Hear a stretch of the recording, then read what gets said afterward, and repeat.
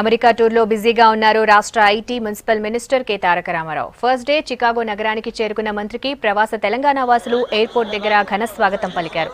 తర్వాత భారత consulate general office Asaf Sayeed ను మీట్ అయ్యారు. కాన్సుల్ జనరల్ తో కలిసి Illinois deputy governor Trey Childress తో ఆయన కార్యాలయంలో సమావేశమయ్యారు. ఇలినాయిస్ రాష్ట్రం తెలంగాణ ప్రభుత్వాల మధ్య భాగస్వామ్యంపై చర్చించారు. వ్యాపార రంగంలో తెలంగాణలో పెట్టుబడులు పెట్టేవారికి పూర్తి సహాయ సహకారాలుంటాయని వివరించారు కేటీఆర్. రాష్ట్ర ప్రభుత్వం ఐటీ పాలసీని మంత్రి వివరించారు.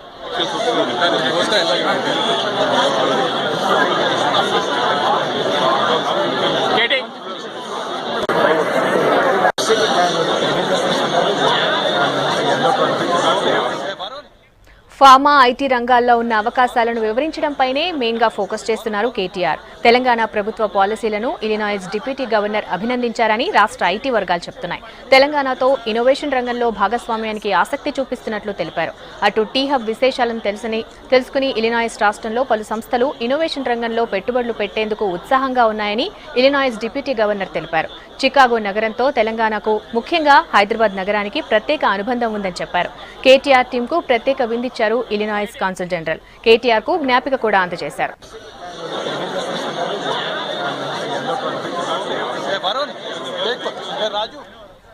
పెట్టుబడిదారులు, సంస్థలతో ప్రత్యేకంగా సమావేశమయ్యారు కేటీఆర్. రెడ్ బెర్రీ కార్పొరేషన్ సంస్థ చైర్మన్ దీపక్ కాంత్ ను మీట్ అయ్యారు. దీంతో పాటు వివిధ కంపెనీలతో ఎంఓయూ కుదుర్చుకున్నారు. డిజిటల్ హెల్త్ కేర్ కంపెనీ అయిన ఎస్లాట్ హెల్త్ సొల్యూషన్ $15 మిలియన్ పెట్టుబడులు, 1000 ఉద్యోగాలు ఇచ్చేందుకు ఓకే చెప్తూ మరో ఎంఓయూని కుదుర్చుకుంది ఐటీ శాఖ.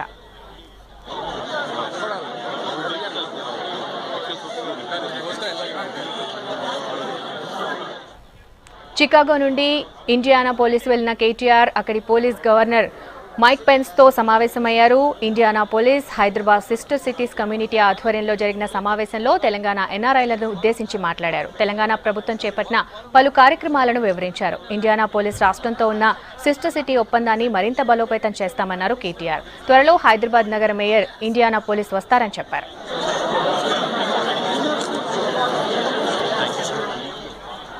తర్వాత 500 మంది తెలంగాణ ఎన్ఆర్ఐల సమావేశంలో మంత్రి కేటీఆర్ మాట్లాడారు. తెలంగాణ రాష్ట్రాన్ని ముందు వరుసలో నిలిపేందుకు ప్రయత్నం చేస్తున్నామన్నారు. తొలి రోజు పర్యటనలో పరిశ్రమ శాఖ ముఖ్య కార్యదర్శి అరవింద్ కుమార్, ఐటీ శాఖ కార్యదర్శి జయేష్ రంజన్ కూడా పాల్గొన్నారు.